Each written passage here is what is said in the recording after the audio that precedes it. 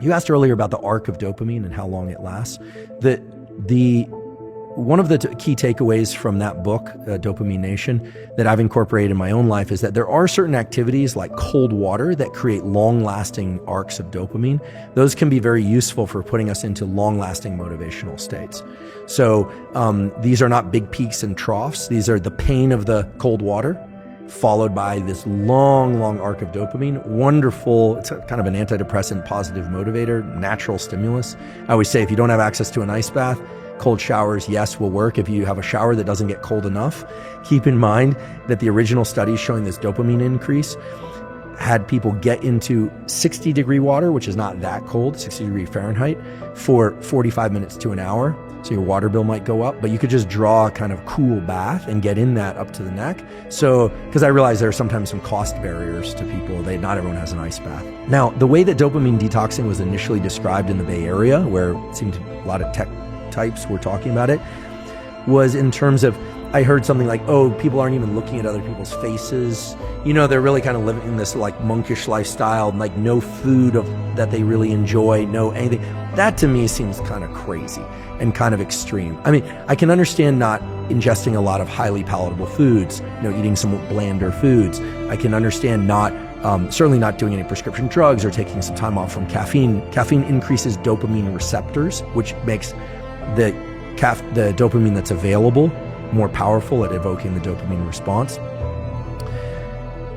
I can understand avoiding certain substances and behaviors, but the idea that you weren't going to look people in the eye because there's going to be too much dopamine, I mean, I guess it depends on who you're looking in the eye and how much their look positively arouses you, but the fact of the matter is that that's not a very rational way to think about dopamine detox.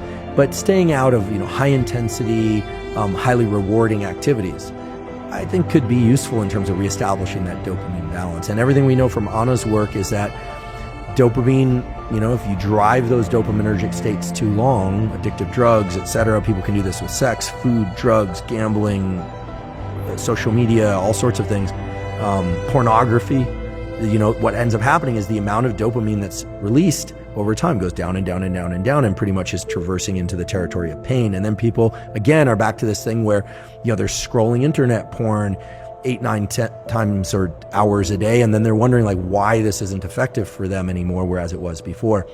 And there's an additional issue with pornography, which is not often discussed, which is that, remember, guys in particular, the brain is a learning prediction machine. And I'm not trying to say that all pornography is bad, but there are good data to support the idea that if your brain learns to be aroused by watching other people have sex, it is not necessarily going to carry over to the ability to get aroused when you're one-on-one with somebody else, right?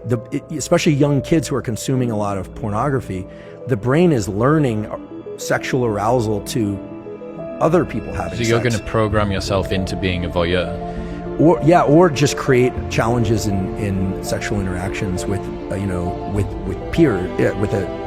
a real partner. I'm approaching this only through the lens of biology, right? I'm not a psychologist, and I'm certainly not political in any way. At least I have ideas about politics, but I just don't discuss them publicly.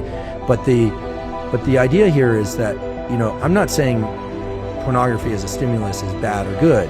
What I'm saying is in its availability and its extreme forms, it's a very potent stimulus, and very potent stimuli of any kind, extremely palatable food, extreme pornography, extreme experiences like bungee cord jumping, those set a threshold for dopamine release. And Anna will tell you that, and I'm sure she did, that the higher the dopamine peak, the bigger the drop afterwards. And it's not that you drop to baseline, you drop below baseline. So again, these things aren't good or bad, they just have to be controlled in a way, because when people are pursuing dopamine peaks over and over and over and they aren't getting them, typically it's because they've been pursuing that activity far too often. The cycling back and forth between dopamine and low dopamine states, dopamine fasting as it were, but maybe just low dopamine states, these are natural rhythms that exist in the nervous system. We have to remember what the dopaminergic system is there for. I'll say it again, I wasn't consulted at the design phase, but we know as a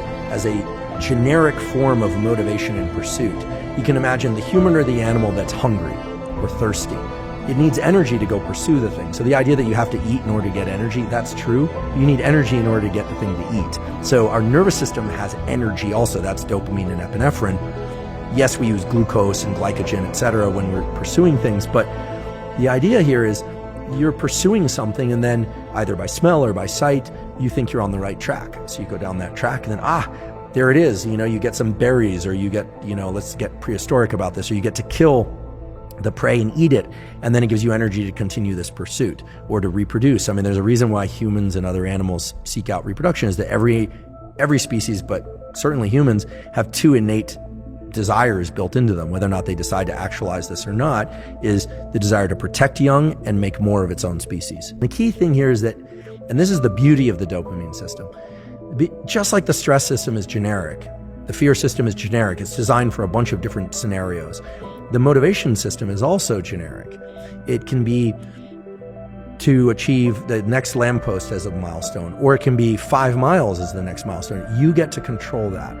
And so it's completely arbitrary, right? I mean, one of the most brilliant things that was ever said to me by an extremely skilled psychoanalyst is so simple, and yet I do think it's the most fundamental thing to understanding oneself, is that it's all internal, right? If you finish a marathon in first place, no one comes along and drips dopamine in your ear. You self-generate that. It's all internal.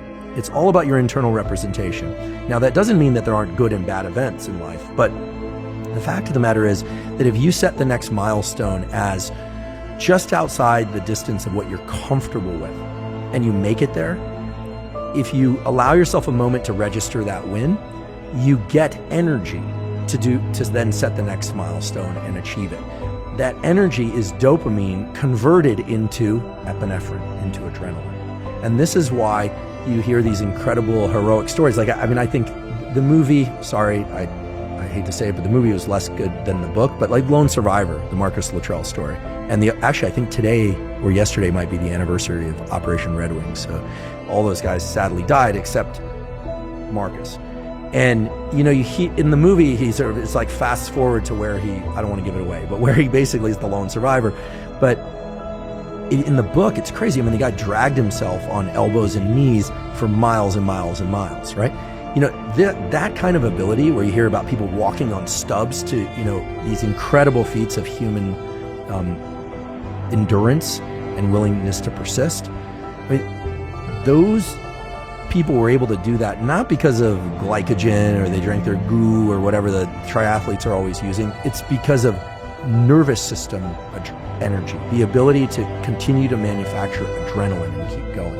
And the extent to which that can continue is no one will ever know. I do believe that humans have a tremendous capacity to endure and persist, but that few human beings actually know how to tap into that system except under conditions of extreme survival. And you also hear from really good physicians, ones that aren't into woo biology or woo psychology at all, that to some extent, yes, there are people that unfortunately die in their battle against cancer, no matter what, but that the desire to continue living is a powerful force in and of itself.